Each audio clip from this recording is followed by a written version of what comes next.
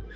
I'm not going to introduce each of our panelists individual because we have a number of them today, but I will be calling on them all to speak for a couple of minutes to give their overview of where we are now and what they hope to see for the remainder of 2021.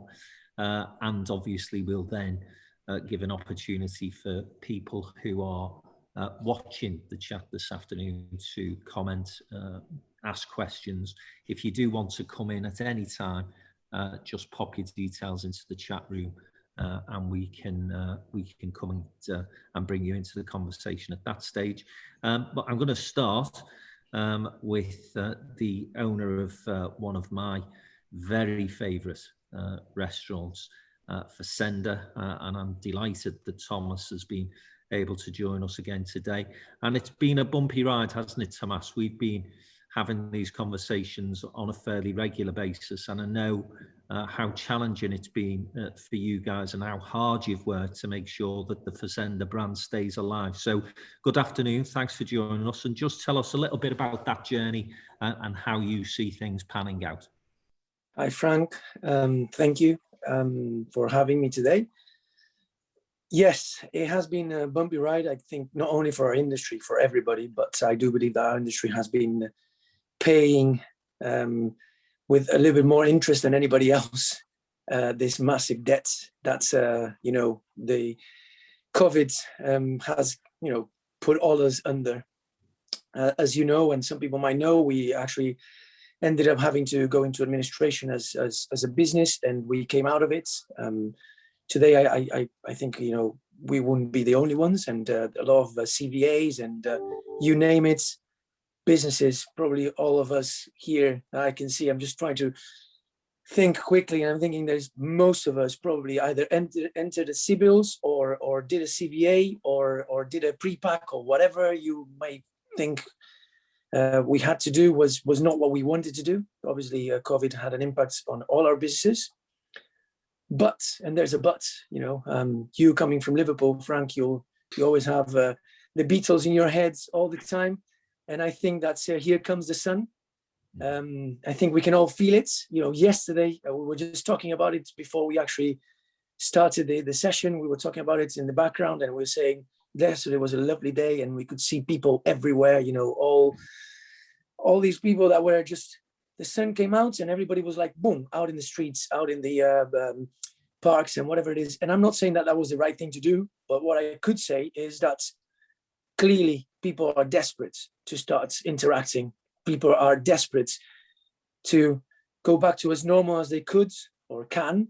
And I see it, I feel it, I feel like much more than obviously the first lockdown, which by the way, when we went into it, everybody felt like it was going to be an eternity, and we were just, I think my heart was surrounded by negative feelings when we went into it. I was worried about the business.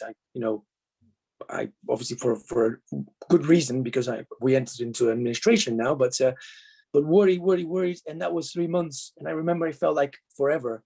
It's going to be more than 6 months now when we had to close our restaurants at the beginning of November in Edinburgh. It's been more than 6 months for the second, third lockdown, because it's like the second and third one were together. And I think people are, I see them as those horses before the races, when you go to the Grand National, or they are right about ready, all itchy.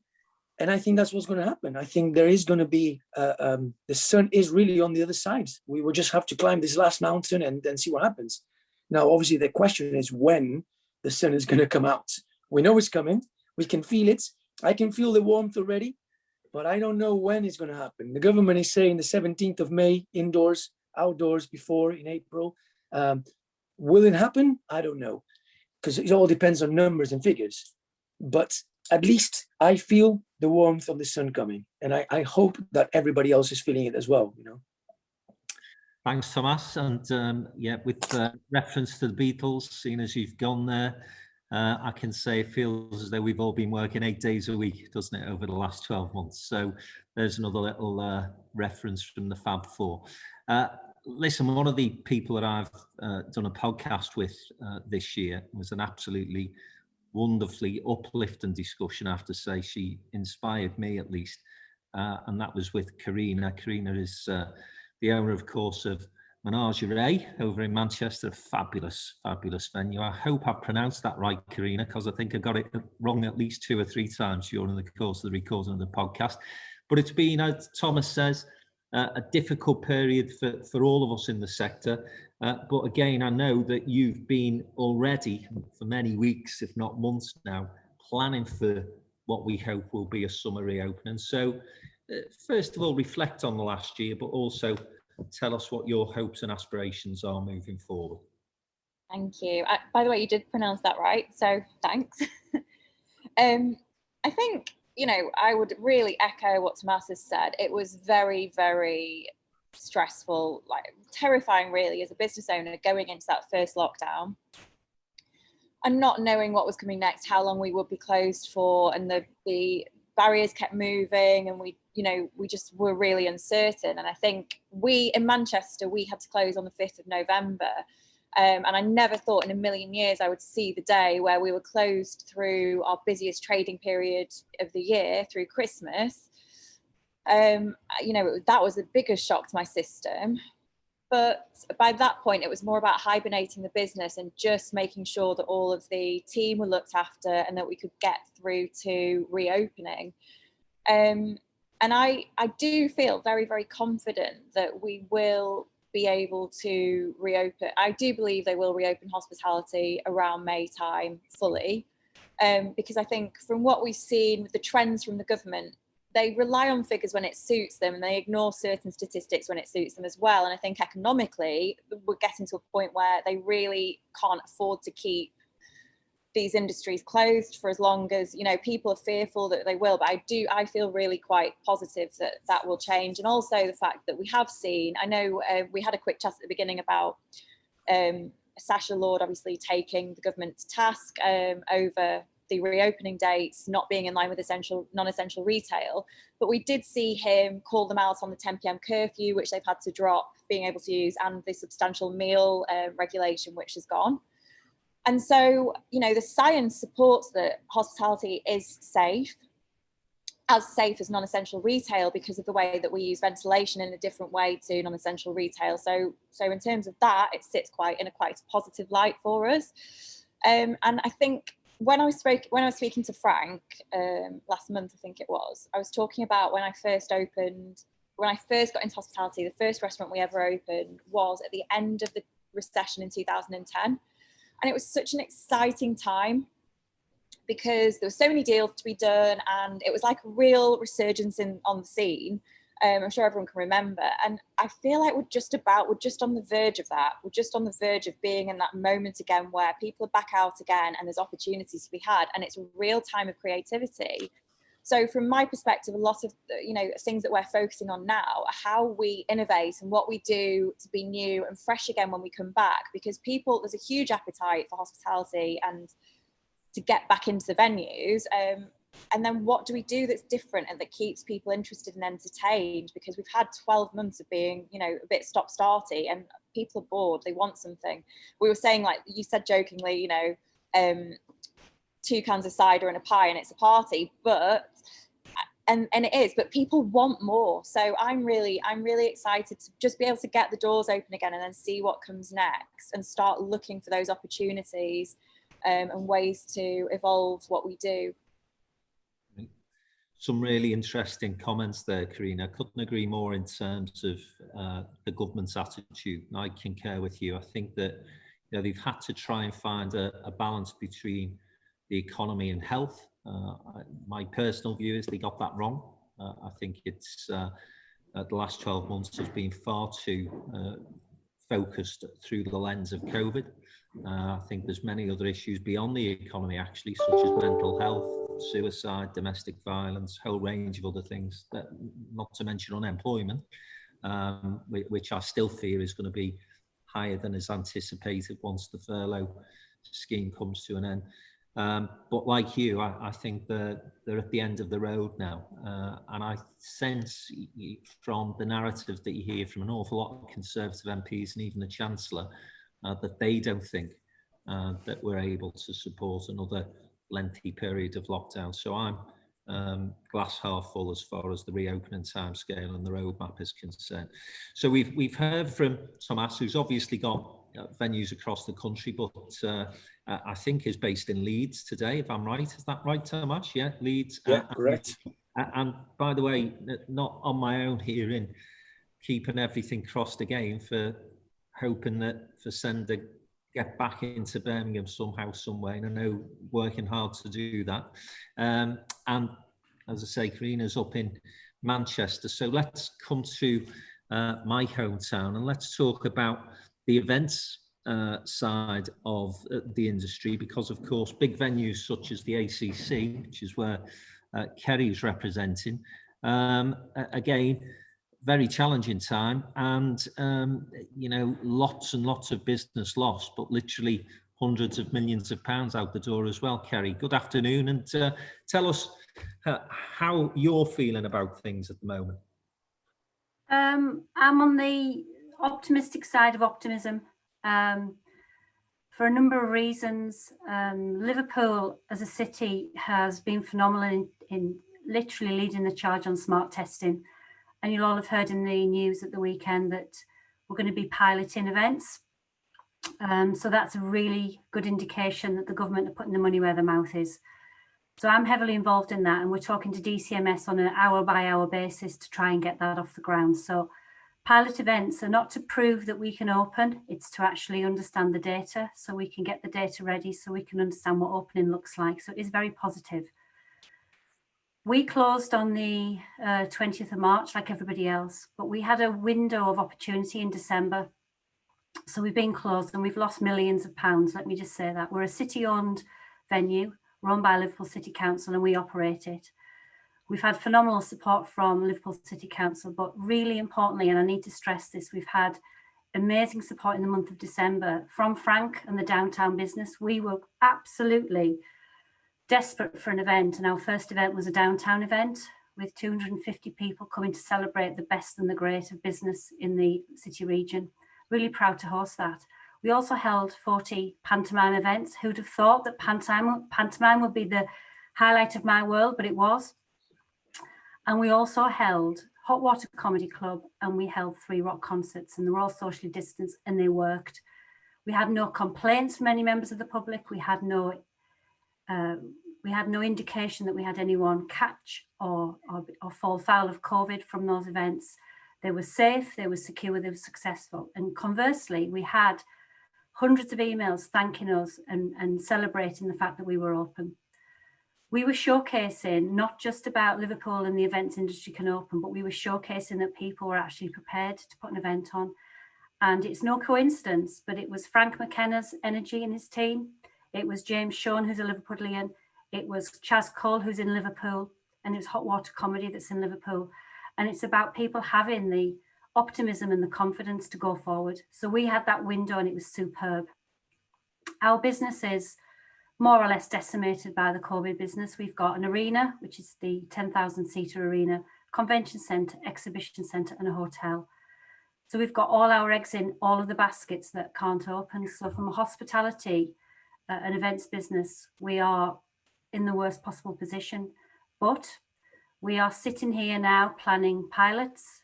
We are planning our first event on the 22nd of May, which is an extreme comedy event.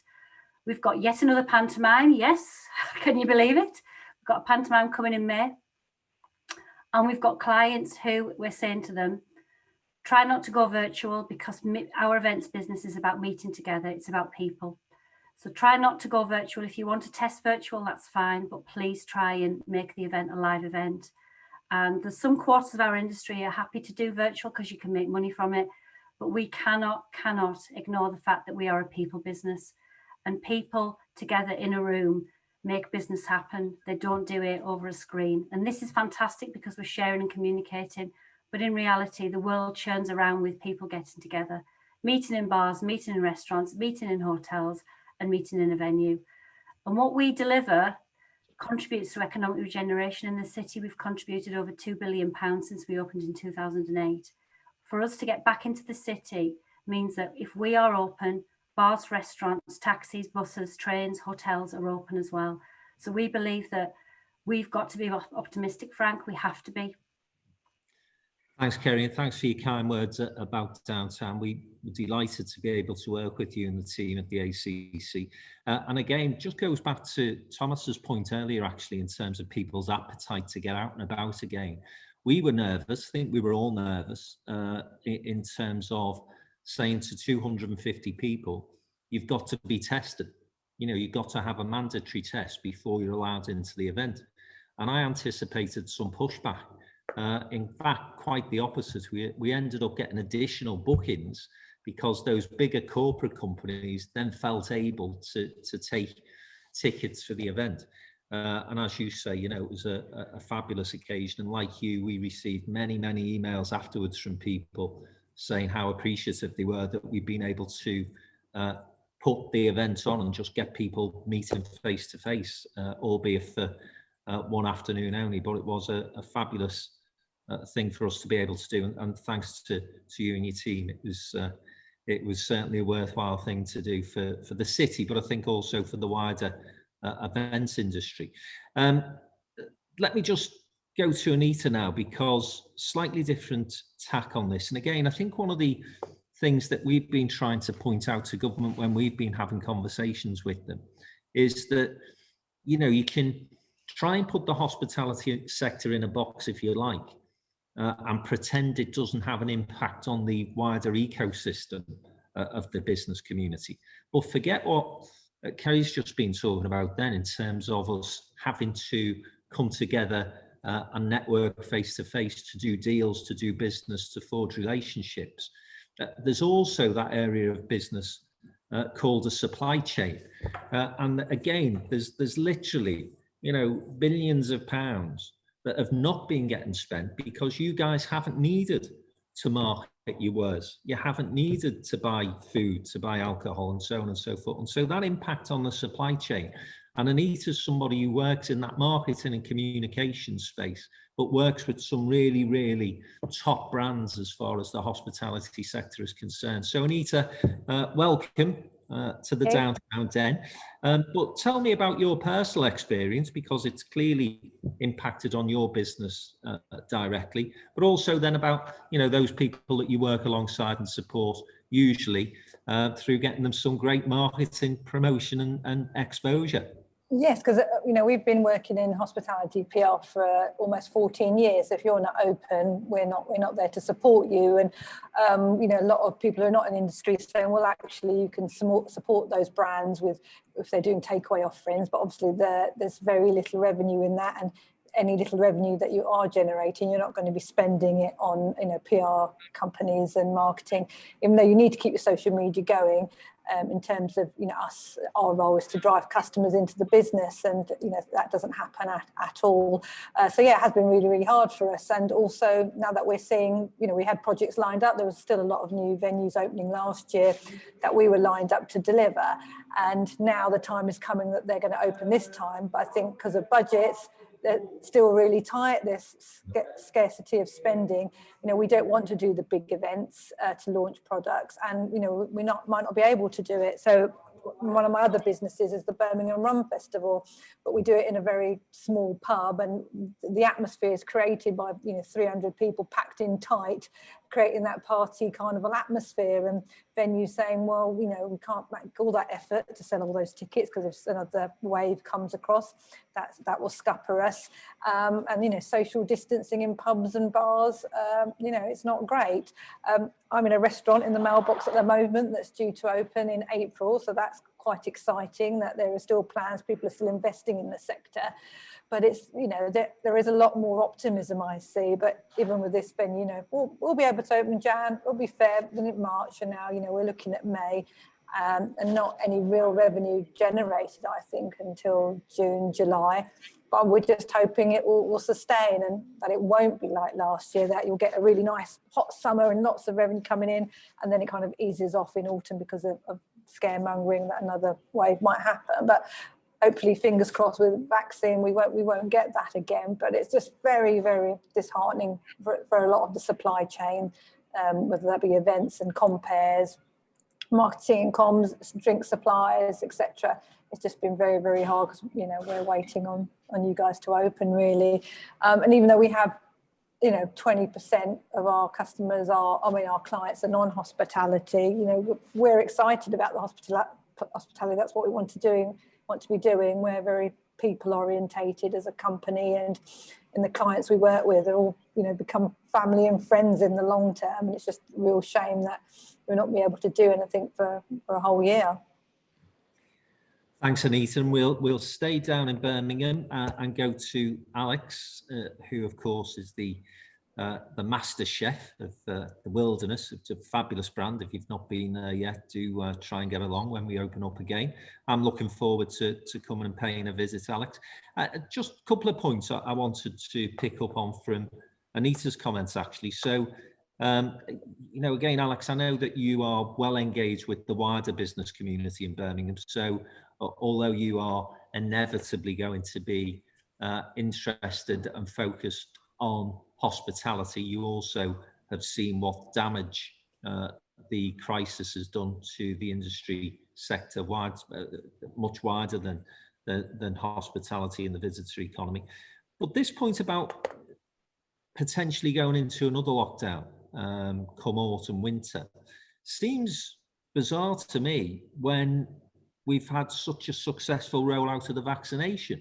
And I can't get my head around, if the vast majority of people who are at risk of serious illness from this thing have been protected through a vaccine, why we're even talking about that possibility. So I'd be interested to get your comments on that and just your general reflections on the last year and what's ahead. Yeah, of course. Well, as ever, thank you for having me. Ill-advised as it may turn out to be. What an honour to be asked to talk. I mean, I will try and keep with the spirit of, on the briefing we said we'd try and keep this positive, which may be a challenge given the anarchy and chaos that is still very much present. I think on the kind of the lockdown, I think there's a couple of points on that. I think firstly, at times as a sector, we've made our sort of collective mental health and well-being worse with trying to speculate around what's going to happen. I know I certainly went through a phase of sort of obsessively, you know, reading Twitter for, I don't know, there's a picture of a cat and a hieroglyphic, it means that they've decided that, you know, trying to decode decisions that are very much happening and changing constantly. I think the second point is, you know, I think we need to not go into this scared. And I think that that's a key part of messaging around, you know, the wider consumer, the guest, the customer, or the business. We need to kind of, you know, best foot forward.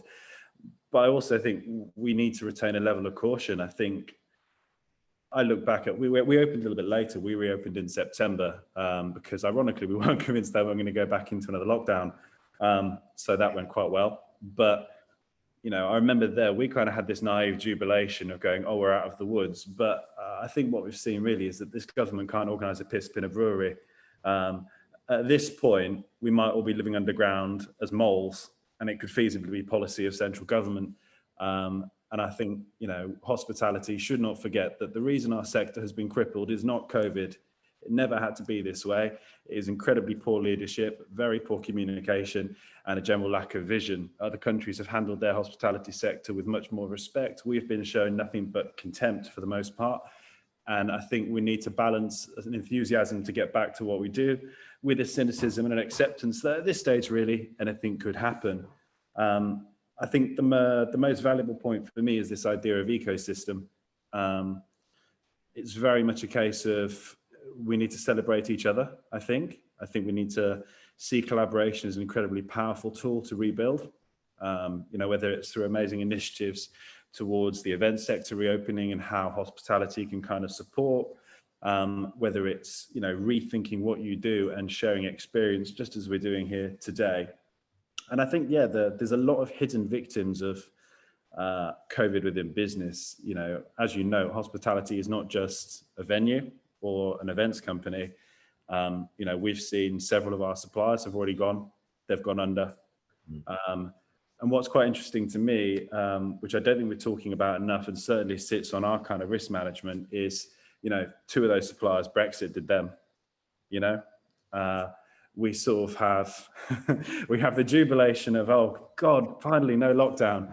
But, lest we forget that, I don't know about everyone else on this call, significant numbers of our suppliers are going to be heavily, heavily affected by Brexit. So I think we have, kind of threats from all angles. To bring that back from positivity, I also think that, hardship does one of two things. It sort of either breaks you or it gives you space to critically consider what you do and why you do it. And I think, experience is going to be vital. I think, just being a restaurant or, and I hate this word, so let's banish it, but being an eatery where you just go and, have something on a plate and leave, that's not going to be enough. We should all see this as experience. And for us, the biggest takeaway, maybe this isn't the right thing to say, is, we are rapidly trying to diversify our business as far away from venues as possible, because, we want to never be as reliant. Like, no one sat here 12 months ago thinking, oh, actually, we're really vulnerable because we rely on being able to bring X number of people into these four walls. But you are, and, I think for those of us who can hold it together, probably for the next 12 months, I think this recovery is going to be very much a little win, a little loss, a little win, a little loss. I don't think it's going to be a linear thing. I think we could have a really tough autumn, not necessarily referring to a lockdown, but economically. I think you'll have the first couple of months of, yeah, let's go out, spend it, sod it, whatever you want. And then people will realize that we are actually going to be hitting a recession. There's going to be mass unemployment, which I think will increase a little before it starts to improve. But I think we need to see this as a long call. I think a long call where our thinking is strategic and not so much reactive. And as much as possible, ignore whatever government tell you. They don't have a clue what's happening. They don't have a Scoobies. I think it's important that we, as much as possible, try and focus on this autonomously and let them do what they're going to do, Alex, I wish you wouldn't sit on the fence. You really do need to start telling us what you really think about the issues, mate. I've always been a wallflower. I'm so sorry. That was a sobering contribution from Alex. That was the positive version. I'd love to say that I disagreed with something that you said in there, but actually, I think you got it spot on. And yeah, the Brexit thing is going to be something that impacts on the economy across the board, not just in terms of hospitality, and has been hidden because of obviously everybody's attention being focused on COVID. Again, just go back to a comment that Karina made earlier before I come to you, Martin, which was that people are looking for something different, for experiences. And with the Mojo bars across the north and in Nottingham as well, you will be starting to think, as Karina is, about what sort of different, what's the sort of experience that you can give your customers to re-engage with them and to get them through the doors. So welcome to the Downtown Den again, Martin, and yeah, reflections and, as I say, plans for the future. Good afternoon, Frank. It's lovely to be here. Thanks for the invite.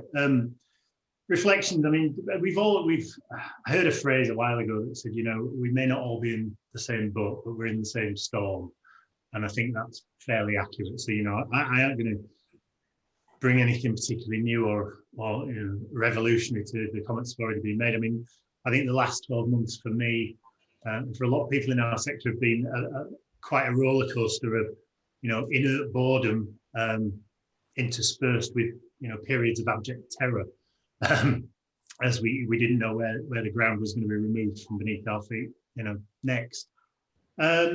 Moving forward, yeah, do you know what, I was going to reference a couple of things that the other panelists have said, and I pretty much agree with everybody, which is quite unusual for me. But first off, if I can just say, it's such a delight to hear Thomas speak, because he's had a pretty tough time. And the man has always got such energy and enthusiasm.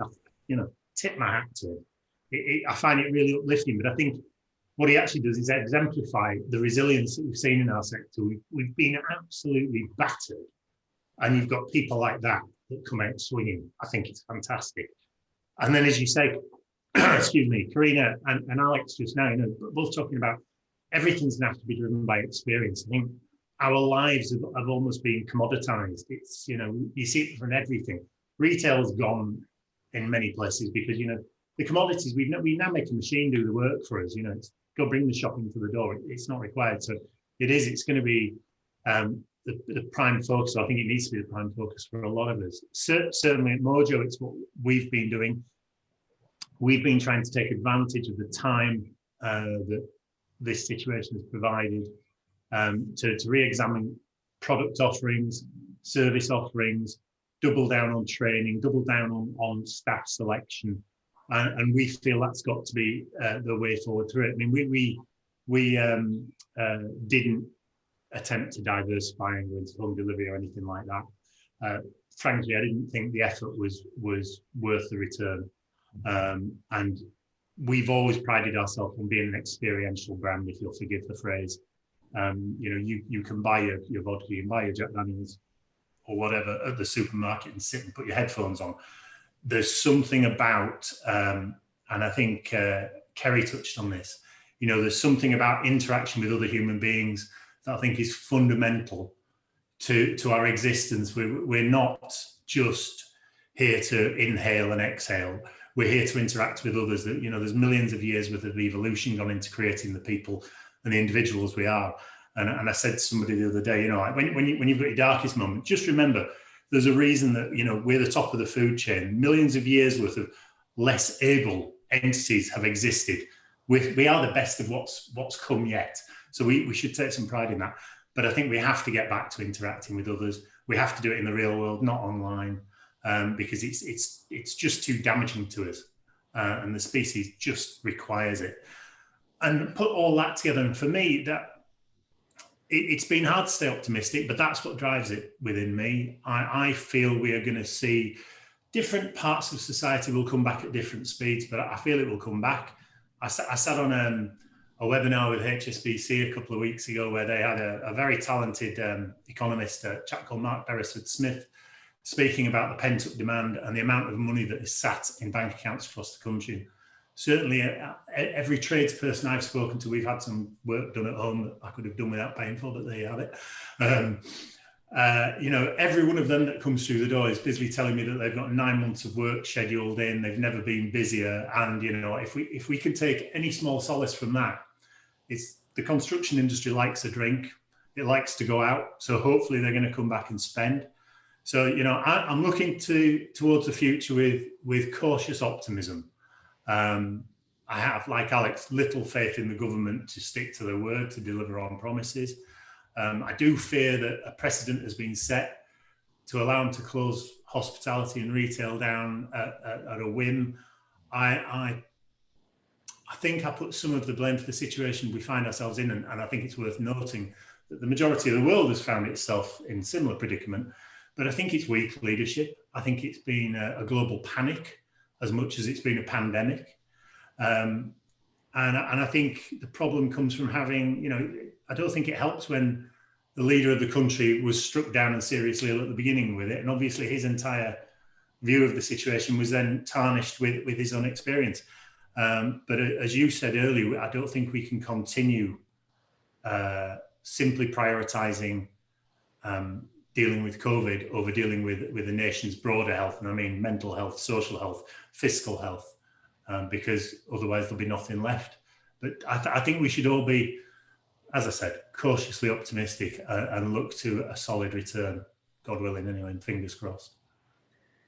Thanks, Martin. Thanks for your comments. And again, really pertinent point that you made towards the end there when you said that, the global response to this crisis hasn't been brilliant. I don't think any of the leaders have covered themselves in glory. And I was only talking about this on another panel a few weeks ago that I was contributing to and contrasting the reaction to this crisis to the financial crisis back in 2008. And then you look at the personalities who were sat around the table. You have Barack Obama, as compared to Donald Trump. Merkel was at the height of her powers as German Chancellor, which obviously she's coming to the end of her term of office now. And Gordon Brown, whatever you thought about him as a Prime Minister, was an absolute giant as far as financial matters were concerned. And, Brown, as much as anyone, did save the world from that financial crisis, but only by pulling all the world leaders together.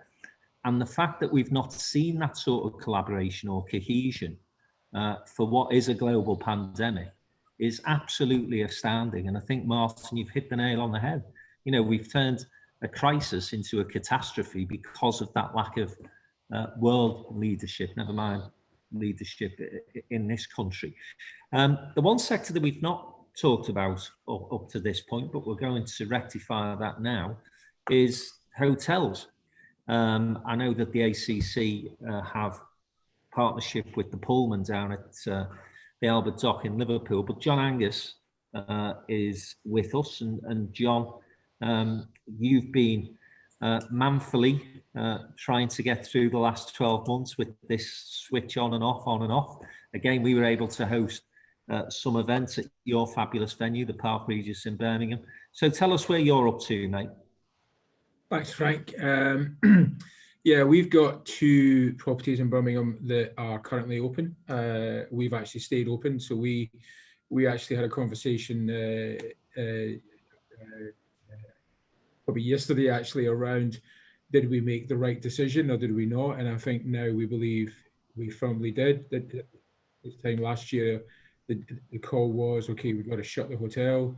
Do we bring in a security team and send all of our people home, or do we keep our people and take the investment? And the decision was, let's keep our commercial team, keep our senior people in the business, and that's actually borne fruit. So as much as we've been through the sort of roller coaster, we've managed to take a look at different parts of our business. We've moved into serviced offices, service departments. We've moved our staff around, and we now look after about 7 different actual businesses across Birmingham. So we're in a place where we're probably not as bad as a lot of our colleagues. I mean, in Birmingham at the minute, there are only about 5 properties currently open.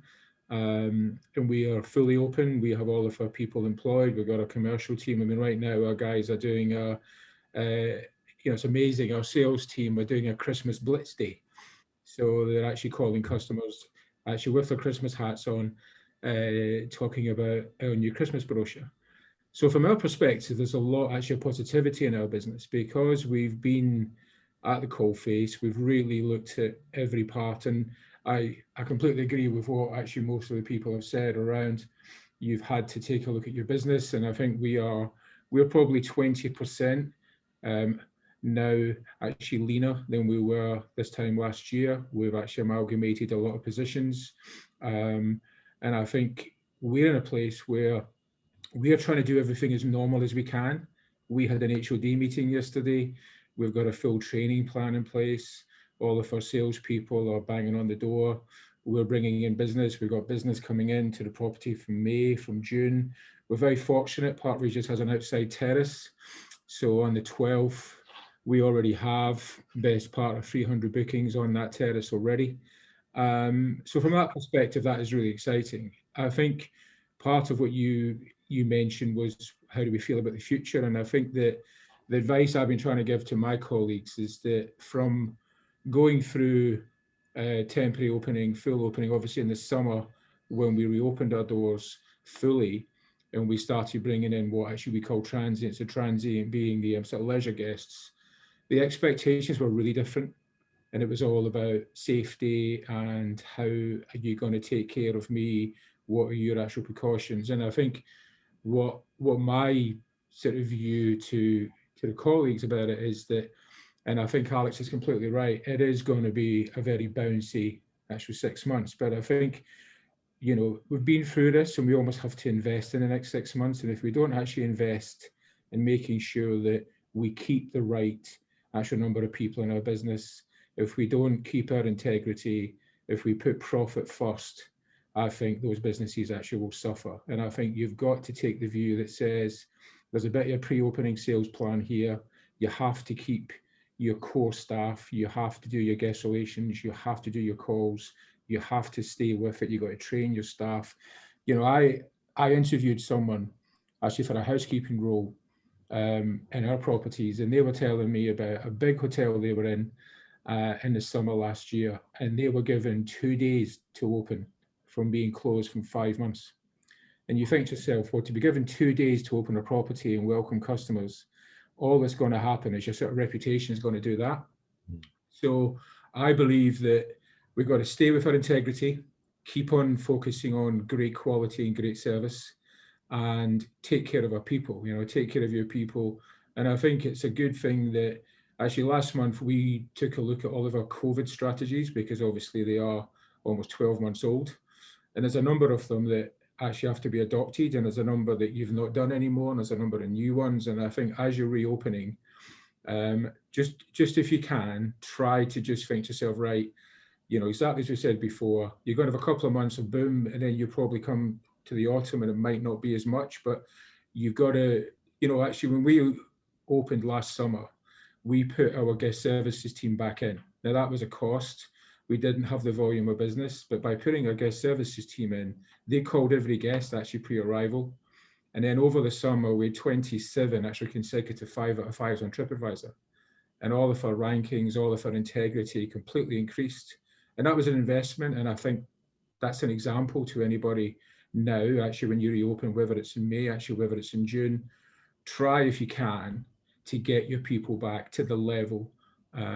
So then that way you maintain natural quality and integrity. John, thanks for that. I'm going to bring Andrew in a moment, but Thomas just wants to come into the conversation now. Thomas? Yeah, I wanted to ask John a little question, if you don't mind, Frank, and probably it's for everybody really, but John, I don't know how much of your trade in hotels, in the city centre, like you've got there in Birmingham, how much of that trade really is business related? So i.e. people that come, because I notice this in Birmingham and also see that across the other cities that we've got restaurants, a lot of people that come travel into the city centres from different places to do business, and then obviously stay there from Monday to Thursday, and then they leave the cities. And obviously at the weekends, then you get the weekend trade. I can imagine the weekend trade being strong as we come out of this, but how do you envisage the world being from a business perspective? We are worried, and I can imagine I see a few faces now on business that probably feed from the business world. And Frank, you do a lot of help on that side. How do you see that happening, John? How do you see that impact on your business, and how do you see offices, opening going forwards? I think we break it into 3 different sections. So you got what we call transient, which is your sort of leisure guests, so the sort of weekend guests, as you just said. Then you have your events, and then you have your business guests, the one who, the offices, people that come in to travel. The business guests, unfortunately, Thomas, we see that coming back last. We see the transient business coming back first. I mean, for example, we've already got on the first day of opening, so on the 12th of April, we've got 75 afternoon teas booked. We have about 50 people booked actually for dinner, on a terrace that can seat 65. And that's a leisure demand. We've already selling bedrooms in May. But from a business point of view, you've got so many big companies that are saying we've got a travel ban until 2022. And I think that, so when we're building our plans are fairly strong sort of leisure and fixed events. So there are fixed events in the city, as you know, in Birmingham. So for example, cricket. So there are some fixed events that are in across the summer, but I think it's pretty much transient until the end of the summer, bringing events back into the autumn, and business, I'm afraid, you're talking about Q1 of 2022. Thanks, John. It won't be Q1 of 2022 when you'll be getting a booking from Mr. McKenna, because Downtown in Business will be doing lots of events in Birmingham, my friends. So get the suite ready. A nice upgrade will be more than welcome, John. Right, sorry, I'm conscious you're tight for time, and I echo what Kerry said. Your guys, your support is fantastic. So thank you very much.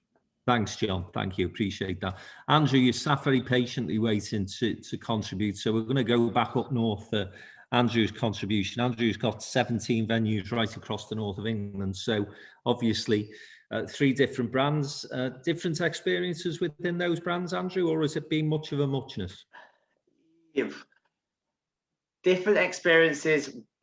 Well, not so much between the brands, but more locations.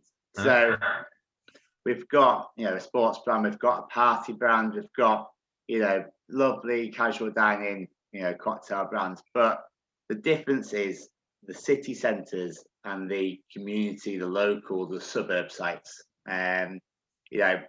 One positive I can take from the kind of between the lockdowns is, when we were open and closed and open and closed, the staying local, the community, the suburb sites were thriving, and it just really shouted how much people valued that experience. It's been mentioned a couple of times this afternoon that a bar is more than just a couple of pints and some food. It's where someone might go every Thursday because they live by themselves and they see the same people in that bar, and it's that community. We've seen it since Boris's announcement on the 22nd of Feb. Bookings are rushing in, starting with your local community bars and restaurants, and then really hitting our city centre ones. So yeah, not so much brands. I mean, everyone's itching to get that party, Manhattan, which is late night party, 3 o'clock in the morning, bottomless brunch. Everyone's itching and desperate to get out for that. But that's not really going to happen till, well, touch wood, 21st of June, but we'll be lucky if we get there. It's been across all three brands. It's been fantastic. We've lucky enough, we've got outside areas in 13 out of 17 sites, or big enough outside areas to almost justify opening them, which is great. So booking's been fantastic from the 12th of April, and it will ease people back into socialising, because I think again, everyone's been in lockdown for so long, and everyone's eager to get out. But if you let the floodgates open and everyone rush out and fill the venues inside, and if social distancing wouldn't happen, we'd be in lockdown before we know it. So I think it's great to see across all three brands, people want different things, and it is that experience. People are booking for bottoms of brunch, are flying out because everyone's you can have as much prosecco sat around your kitchen table at home, but it's not the same atmosphere. So yeah, it is. It's that experience, that atmosphere that people have really kind of missed, and people are booking for, and what we're focused on delivering when we finally get out of this lockdown. Thanks, Andrew. I think we've already said, a couple of people have touched on the importance of sport in terms of getting people back out and into cities and locations. We've got the Commonwealth Games to look forward to in Birmingham next year, of course, which is fantastic. We've got Premier League football in all of these cities that we operate in. Downtown's taken the credit for that. The first time Aston Villa have ever maintained the position in the Premier League. Must have something to do with us. And there's a guy in Liverpool who's been running a international tennis tournament for many years now. I'm going to bring into the conversation in a moment, Anders Bull. But before that, I mentioned the banking crisis earlier, and one of the frustrations I've had over the past few months is the fact that despite the Chancellor announcing a further round of funding for businesses through CBILS loans and bounce back loans, banks seem to have reverted back to computer says no in terms of their attitude to business. And we've been talking at a fairly senior level to see if we can influence that. But the other financial part of the financial sector that have pissed me off have been insurance companies. Because if a business such as ours, and all of those who are sat on this call, then you have no option but to pay quite heavy insurance premiums. And of course, we got to the stage where lots of businesses apply quite reasonably for business interruption claims, only to be told they didn't qualify. And then even a Supreme Court ruling has not really seen a shift in attitude as far as that's concerned. So we didn't want to just moan and whinge from the sidelines or put pressure on the government as far as that issue is concerned. We wanted to actually work to support our members. And we've teamed up with a company called BIC Law. And I'm just going to ask Doug Carter to talk for literally a couple of minutes, because he can't half go on, Doug, as all lawyers can. So a couple of minutes about the service that we're able to offer. But I would urge people who are looking to go into that route of claiming a business interruption claim from their insurance company to get in touch with us. But Doug, just give us a bit of background on that, mate. Nice to see you. Yeah, no, thanks, Frank. Firstly, thank you for inviting me, and it's really hammered home the message listening to all your situations, and a lot of brands I know of from living around Liverpool. I've worked in Birmingham, Manchester, etc., and it's heartbreaking to really understand where you're coming from. And what we do is we work with barristers in Liverpool, a law firm in London, a law firm in Liverpool as well, to look at policies to see if you have a genuine claim. There was the Supreme Court ruling on the 15th of January that Frank's referenced. But unfortunately, if we take Hiscox Insurance as an example, they've publicly put on their website 1 in 3 policies will be entitled to a claim. So there's 66% of policyholders that can't claim. But we don't just stop there. We look at the policy to see if we believe it's worth us fighting on your behalf. And that is strictly no win, no fee. So it's not going to cost you anything for us to look at your situation. But there is another angle, because if you don't have the right level of cover and we feel the insurance company is right, did the broker or the insurance company at the outset do the right thing to advise you for the level of cover you need for your business type? So we have an angle to go after the broker or the professional indemnity insurance of the brokers. So it's a huge, huge topic. As Frank has said, I can go on and on and on about this. But what I would ask you to do, if you're not already claiming, and more importantly, if you've had a rejection letter from your insurance company, please get in touch with us. Frank will share how you do that. I think we've got a short video going out tomorrow on Downtown. We are on the Downtown website, so there's ways and means of how to contact us. But we want to help you because we believe that there's an injustice. Thanks, Doug. And, it's a serious message. We are determined to get the insurance companies to have their feet held to the fire on this, because, as I say, you guys have all paid your premiums and you expect that support, that safety net to be there when it's needed. And unfortunately, we've been left flailing, haven't we? We just haven't had that support. So please get in touch if you think we can help. Right, back to the hospitality visitor economy, and great to see you, Anders, with a fabulous backdrop, I have to say, and I can't wait to see that happening again in real life. So the Liverpool International Tennis Tournament is back this year, I believe. Take yourself off mute, mate, and we can hear you then.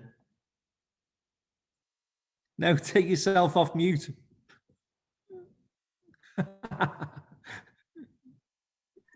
There we go. Can you hear me? We can.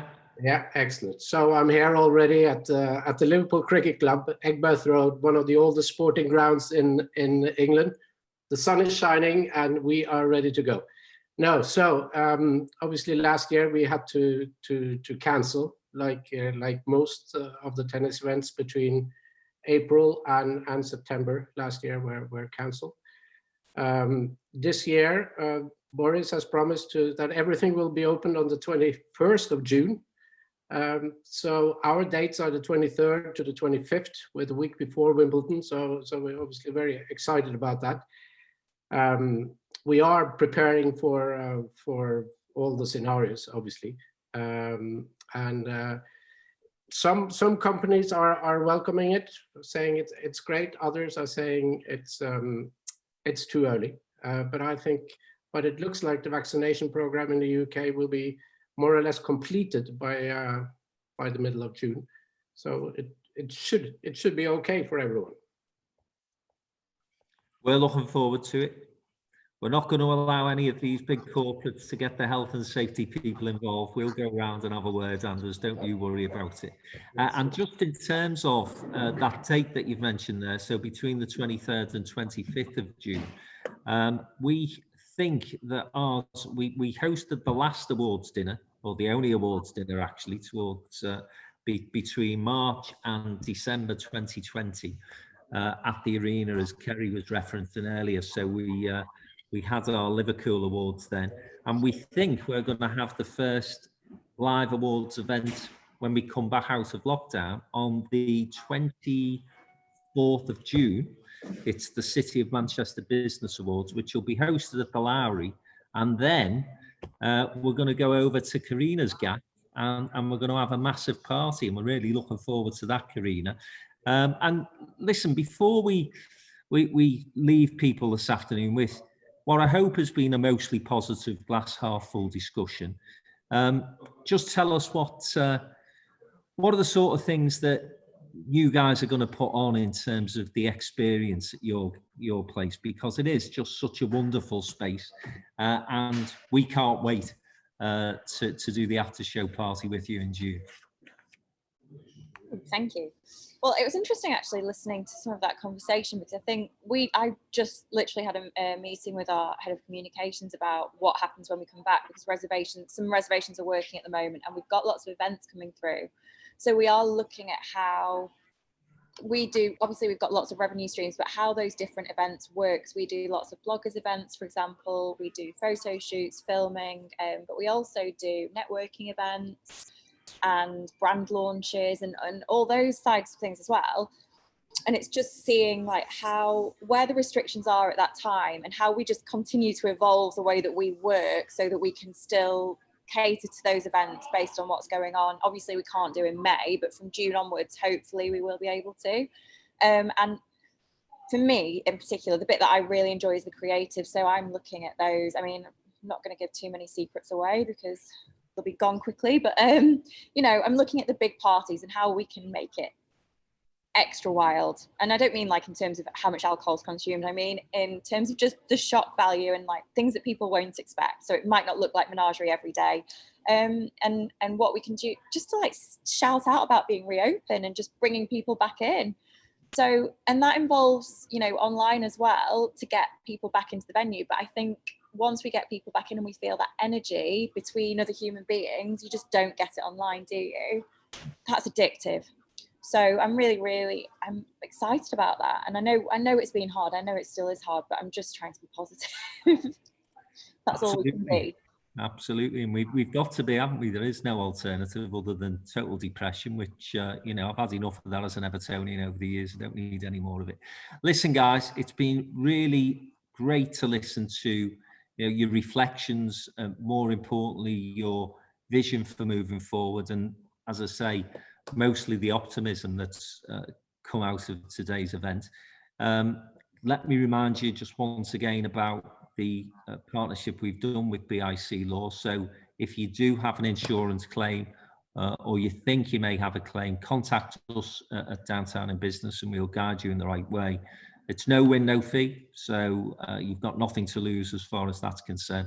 And then Downtown in Business will be at the forefront of live events. So as soon as we can, from May onwards, we have already started to program in an agenda of live events, which you can see on our website right across the country, including, as I say, the City of Manchester Business Awards in June, but then followed by the awards dinner, no, lunch actually this year in Birmingham. That's going to be a hell of a day and night, I'm sure. And then Liverpool in October. So we can't wait to be back out and about. Can't wait to get into our wonderful hospitality venues in the remainder of the year. Thanks very much for joining us this afternoon. And I'll see you all, I hope, face to face in the not too distant future. Thanks to all our panelists. Thanks, guys. See you soon. Bye. Take care. Bye. Bye. If you enjoyed that video, then please subscribe to our YouTube channel on the link below and be among the first to get to listen to all the latest interviews through the Downtown Den.